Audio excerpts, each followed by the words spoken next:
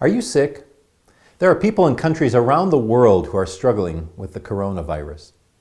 We pray for strength and healing. We pray for those who attend to them, and finally for God's power to help them. We've probably all heard of sad situations where people ignored symptoms. They were determined to get well by their own strength. Tragically, by the time they finally turned to the doctors, their sickness or cancer or whatever it is has progressed too far, and it's too late. One of Jesus' disciples, Matthew, was a tax collector.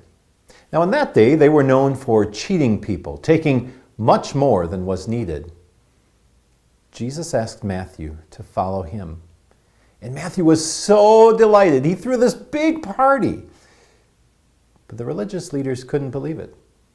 How could someone from God, like Jesus, sit among sinners like Matthew?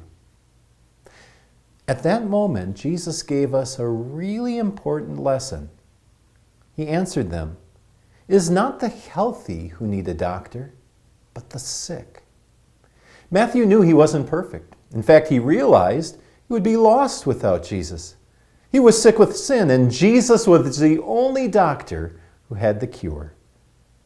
But the religious leaders thought they were pretty good on their own. Sadly, they didn't understand just how sick they were. They didn't think they needed Jesus. Let me share two quick thoughts with you. First of all, we're told not to wait and heal ourselves and then come to Jesus. No.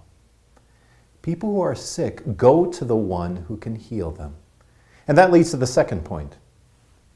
Are you sick?